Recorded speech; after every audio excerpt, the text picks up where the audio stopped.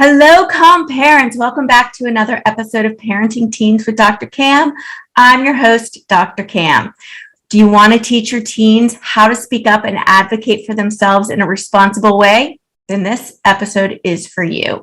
I'm joined by Adrienne Waller, the owner of Worldwide Educator, an education consulting company focused on empowering educators to own their instructional genius while activating students. For the past 15 years, Adrienne has been working with educators across the U.S. and the world, including Qatar, China, and she's currently an assistant principal in the Cayman Islands. Today, Adrienne is going to share with us how to help our teens build self-advocacy skills. Welcome, Adrienne. I'm so happy to have you here. Hello. Hi, everyone. Thank you for having me here. I'm so happy. Yes. So, Adrienne, tell us a little bit first on how you got into working just in education in general, and then really working with parents and the kids too. So initially, I came into education as like I'm not sure type of thing, because I knew I wanted to do it. And then I was convinced that like there was something bigger and better for me out there. And then when I graduated college, I was like, And so I went into AmeriCorps and worked with DC public schools around parental involvement, how to like help parents be active in their child's learning, tools that they need. Also supporting teachers with a program called Literacy Through Photography, which kind of flipped literacy on its head to make it like really hands-on and things like that. And from there, I was like, okay, I'm not running anymore. I answer, the call is here, I hear it. And from then on was always very involved in the parent-teacher organization, either as a liaison, a secretary. I joined a PTO before I was even a teacher when I was working with those DC public schools. And then I started thinking back on like some work that I had even done in undergrad. And I was like, I was researching youth violence in the family. So like family and the parents and all of that work has always been really central to me. And then even as I've moved out of the classroom, I'm constantly helping teachers like, how do you get your parents involved? How do you give them a voice? How do you help them and support them? And so which gets into a lot of also this topic that we'll be talking about today. So yeah, and I think the short version. No, that's great. And I think, the self-advocacy part and just the advocating for our kids, I've heard so many parents struggling, especially this past 2 years now, it seems like, with trying to help their kids succeed at home and seeing a lot of the, mental health issues coming into play. So why is being able to advocate for your child and to teach them to self-advocate, why is that so important? Well, advocacy is like a lifelong skill, right? You should always be able to own, this is what I need, this is why I need it, and then ask for that and position yourself to get your needs met, right? Needs being met is really what advocacy is all about. And needs being met are very basic human principles. Like you have to have your needs met. And when your needs aren't met, you see how that plays into your life in many ways, depending on what needs not being met, whether that's the simple need of food not being met, you have the need, then you see the result is hunger. The need of better education, you see that has impacts on like lifelong success and all of these different things. So being able to really sit and voice and do that in a way that feels safe is vitally important, not just for like today, but like for tomorrow as well. Yeah. What tips can you give to parents first? Let's start with parents, because I've talked to many parents that are really trying to advocate for their students through the schools and don't feel like their needs are being met or that they're being heard. So what tips can you give parents to really advocate successfully? I think it starts with relationship building. And I think that it sounds very fluffy and it sounds very like, oh, that's nice. But if you don't have a relationship with people, who's going to help you get anywhere? And that's just a basic thing. And teachers, the way the system has been positioned, instead of saying that teachers and parents are a unit together, often there has become this narrative of one against the other, which is really not true, right? That's not what it should be. Teachers and parents want the same thing. They want to see students succeed, thrive, and do well, right? And when teachers can remember that, hey, you've been gifted a child for, these months that you have them, and this parent is the longest educator, that serves to be very powerful. But then parents remembering you have gifted your child. And so in giving that gift and sharing that gift with the teacher, how do you partner with them instead of trying to work against? And so finding ways to have actual conversations with the teacher about, hey, what are you noticing about my child before you volunteer? And teachers on the other end, tell me about your child before you share what you're noticing. And so if both people come from it, I can learn something from the person on the other end. And then in that learning, now we can talk about, well, what's missing? What's not happening? How do we get there? And that's really where the advocacy starts, is in that conversation of where are we? We start to talk about where do we go and how do we get there? And what are the steps that I need to take as a parent? And then what am I asking for you to do as the instructional leader in that classroom? Yeah. And I think I love that you were talking about how at this point, it almost feels like there's a lot of finger pointing going on. There's a lot of blame game. And I understand why people feel like you need to step up. I'm doing everything I know to do, which we are, right? So it must be you. But I think the other person feels that way too. And then we end up working against each other than working with each other. So if you feel like you're in that position already, I mean, relationship building is essential, but if you feel like you've already kind of hurt that relationship and you're in kind of that conflict position, how do you turn it around? You own that. You start there, owning that you made a mistake, right? Mm-hmm. Owning and saying, hey, I want this to work, and I want it to work, because remember, teachers are there because they love and care about the students. And this narrative that, teachers don't care, I just think there's a minority, right? And I would say maybe there's 2%, but most teachers are in it because we're not getting paid a whole lot. So we're in it for the love of it, right? Right. So if you go into it as a parent and say, hey, I think maybe we got off on the wrong foot. I want to apologize, but I want you to also know I'm just coming from a place of love for my child. And I want to know, how do we get there? What is it that you're doing already with my child, and what's worked, what hasn't worked? Here's what I'm doing at home. Here's what's worked. Here's what hasn't worked. What can we do together? And I think just owning that, yeah, maybe I did approach this wrong. And I think, and people are scared to do that. It's hard to say that, yeah, I made a mistake, but I feel like my best learning has always happened through my mistakes, and my best partnerships have always happened through conflict. And when you can kind of lean into those things instead of cowering away from them and saying, I know this conversation may be hard. It's hard for me too.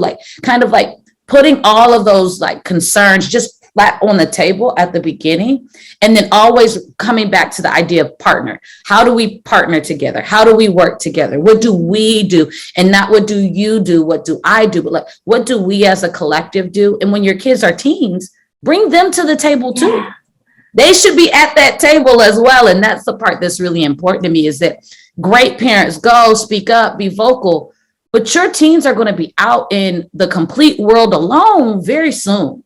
Even if they go to college, whatever they're doing, soon they're going to have those skills. And even if they're just sitting at the table watching you do that, right? Mm-hmm. Watching you have that conversation, they start to see that somebody will fight for them, and that somebody can also be them.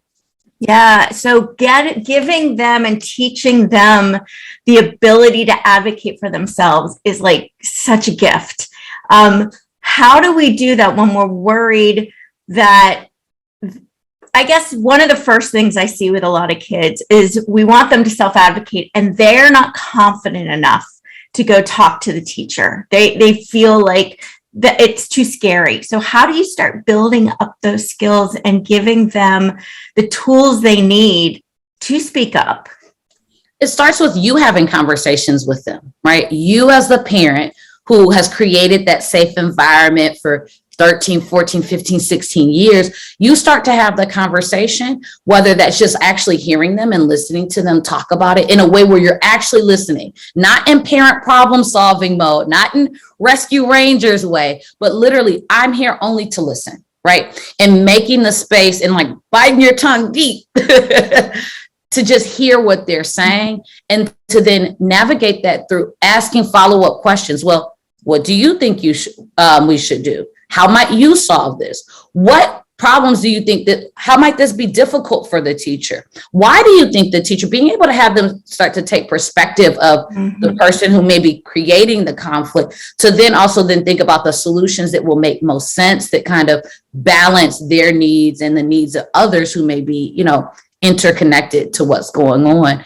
And then also the first step may not be an in-person conversation. Maybe they start with writing. Maybe they record a video and they send it. Maybe there's all these other ways in 2021 that we can think about sharing our voice with someone, whether that's handwritten notes. Maybe it's starting with not writing about the problem, but telling the teacher, thank you for something that they have done, so that safety is built. And that teacher is already kind of seeing you from like this positive light of being somebody who's, again, in partnership, and then maybe dropping it in.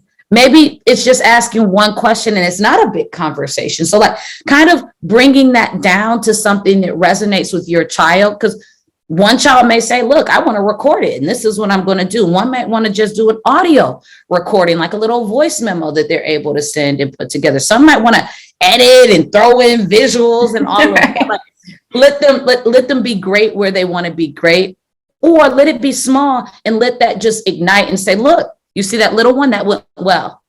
What else could we do?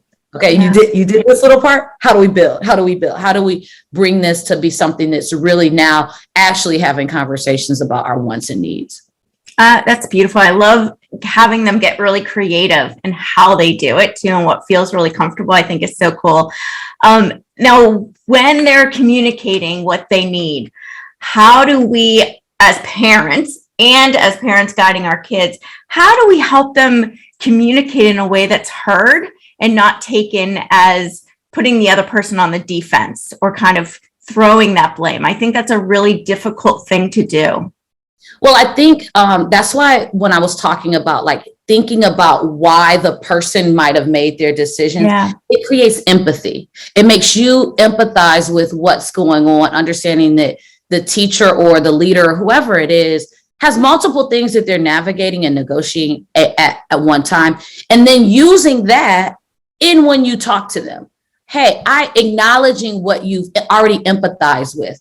I know that this may be difficult for this reason, and this reason, but here's why it's still important to me. And here are some ideas about how we can meet that as well as meet this at the same time. And so being able to help them craft arguments, essentially that's what this is. This is argumentative writing. This is argumentative real life. Is how do we craft it to hear the perspective of somebody else, share your perspective, show how they can work together and build on each other, and then using that to say, this is where we go now. And this is where we go together. Remember that together, that we, that us is really important to have that through in all of the conversation. Yeah. And we can do this at home, like letting our kids self-advocate to us. Right.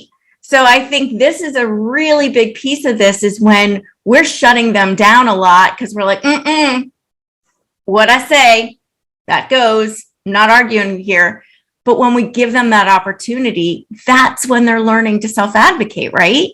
Yeah. And they also have to experience what I call like no's. Like they also have to, like, as a parent, I'm not telling you that when you let them advocate, everything they advocate for is going to be a yes, because that's also that's not preparing them either, because I advocate as a leader about things I want to happen, and they don't always happen. And so like, you also have to learn how to help them negotiate what happens, because I think that's the other part. What happens if you get a no? And so before they go to advocate for self, ask that question. How are you going to feel? What are you going to do if the answer is no? And then having already felt that and kind of worked through those feelings, it also makes it a lot easier, because the worst that my mom would always say, what's the worst they could tell you? No. If you miss every shot you don't shoot. I don't know whose quote that is, but every shot you don't shoot, you don't take, you miss, right? You're not getting those points. But if you know you might shoot, sometimes you're going to make it. Sometimes you're going to miss it. But what's going to happen? Like, how bad is your life? How bad is the situation if the answer remains no? Right? Yeah, that is amazing. And I think giving them then, if they know that there's a no, possible no, and they're okay with that, I think that takes some of that anxiety away. Because if they go there thinking, well, I've got to get a yes, and then I'm terrified I'm going to fail, I'm not going to do it. But if you're going and you're like, you know what, it could be a no, it could be, but at least we're going to try. But also, it could be a big old fat yes too. Right? Yeah. So I don't want to overemphasize the no, because that motivation to do it also starts to damper, and you want that light to still be flickering and shining and saying like, but there's a chance, there's a yes, because we've crafted an argument. We've taken into account all of these different things. We're leaning into others' perspective. So it very well could be a yes, but we're okay if it's a no. Yeah. And then going back, and instead of saying, oh, it's a no, you must have done something wrong, it's like, okay, so it was a no. Let's look at what we asked, and let's see if there's like, what can we go back and relook at, so that you're learning from it, rather than being like, oh, I shut down, I failed, I'm not going to do that again.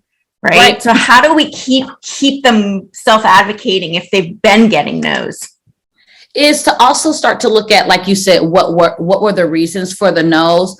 And are there smaller acts that we could be doing that could get us some yeses? So maybe what we're doing is we're shooting too big, right? And not that I ever think you can shoot too big, but maybe we need to shoot big, but have little micro acts. Mm-hmm. And so that's another way where you can say, this is the big thing, but if you can't do this, could you possibly do this? And seeing if these little nudges are new ways to kind of actually get some yeses in there. Another way is to advocate ahead of time, to also you as a parent kind of feel where somebody might be standing on the issue. So you know you're also setting them up for success. So it's kind of a sneaky little way you can go about it. But reaching out to the teacher and saying, hey, a child's going to come to you about this. One, this becomes information gathering, so that when you're asking them the perspective, you already know some of what those things are. And you can kind of toss that in there. Well, did you think about this? Mm-hmm. Well, what else could we ask for? Like, in thinking about multiple asks, and like, okay, maybe there's this, but I'm also asking here, here, and here, to address maybe smaller pieces of it that you already have vetted with the teacher. Well, yeah, I could probably do that. And don't tell the teacher, don't do it yet. Just know that this is coming. Don't do it. Right. Letting your child come with that proposition, and then the teacher being able to say, yes. So like moving forward in the next act, doing some of that relationship building, mm-hmm. question asking, and information gathering to bring into the conversations you have with your child as they prepare to advocate for themselves. Yeah. And what a critical skill for them to have. Because when they're able to do this, it's like everywhere in life, you have opportunities to self-advocate, right? And to speak up for yourself. And I think a lot of people are really scared to do that. Yeah. So being able to is amazing. So what are just a few more takeaways for parents that are really trying to focus on encouraging self-advocacy? That they have to be advocating for themselves as well. And that, you know, like, you are the best model. And so thinking about how you can start being a better advocate for yourself in your work, in your household, in, you know, with your friends, like even small things of like, your friend stood you up.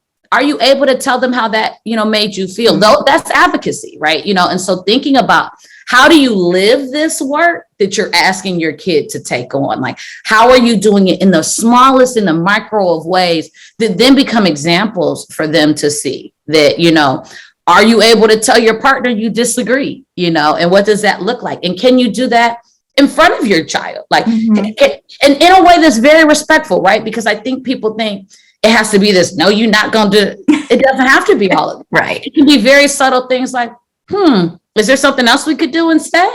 You know, like, that's still saying, I don't want to do what you're talking about, but it's doing it in a way that's nurturing. So I would say starting with self and being with yourself, being able to advocate for your needs and your wants. Like you mentioned, finding ways to allow them to advocate and make decisions for themselves within the house, like within reason. Again, giving them opportunities to hear no's, giving them opportunities to hear yeses, even at home on a daily basis, would be really, really paramount. And then The last and most important part is, even before they get to advocacy, is having that conversation, having conversations with your child to understand wants, needs, desires. I know you're talking to your kids already, but having those conversations in ways that push them into thinking about what they're not getting, what they're not receiving, what they're missing, what they would like, where they want to go, and facilitating that discussion with them in a way that's going to really help move them forward. Yeah, that's fantastic. And it just becomes a way of life. And I think it's interesting because you're saying, you need to learn how to self-advocate too. And I'm like, you mean passive aggression is not self-advocating? It's like the way to go, right? And I think we're passing that on to a lot of our kids. I see a lot of parents being passive aggressive with their kids too, right? So I think it's really being aware of, are you communicating what you need, rather than getting angry that they're not guessing. And I think And the last thing I'll add, sorry, because you made me think, is, do you know what you need? And I really think that that's why a lot of passive, because you don't really know what the need is. So like when you start to feel those feelings, because we feel our emotions, right? Like literally you can feel them, whether it's the hot blood running, you start getting tinglings in your head. But when you start to feel those emotions, start to ask yourself why. What's really at the root of the problem, so that you can then address that, and not just the feelings you're having, not just the anger, the frustration, but what created, like what was the antecedent to that, and start really thinking about that. And those are the conversations that you really have to have with yourself. Yeah. Some deep reflection going on. So Adrienne, how do people find you? Well, I am the Worldwide Educator, so you can find me mainly on Instagram. That's my platform of like most active, at Worldwide Educator, one word, no dots or anything like that. I'm on LinkedIn, I'm on Facebook, but mainly look up Worldwide Educator. You can go to my website, www.worldwideeducator, and check me out. You can email me if you have any questions, info@worldwideeducator.org. And I'm here for you all. And let's work together to kind of improve the state of education and the future for our kids. That's wonderful. Any parting words of encouragement or advice or just words of encouragement for parents with teens? What my dad would always say to me that I did not understand is, have a great day. And if you don't, it's your own fault. And I didn't realize how much he was teaching me advocacy at that moment, that I have to make each of my days great and amazing. And so do you. Wow. That is really good information. I love that. Thank you, Adrienne. I am so grateful you could join us today. Thank you for having me. Thank you for this opportunity. And I hope it was helpful to somebody out there working with their teens to help them be advocates and be better advocates for their teens. I know it was helpful for me, so I'm sure it was helpful for others. Thank you, parents, for taking time out of your busy day to spend with us. If you want to learn more about how to help your teens thrive, you can grab my top 10 secrets for raising teens at askdrcam.com/parenting tips. Finally, if you enjoyed this episode and all the helpful strategies that Adrienne shared with us, please take a quick moment to rate and review. This helps other parents like you find the show. I encourage you to share it with a friend as well. Until next time, have a peaceful, positive, calm day.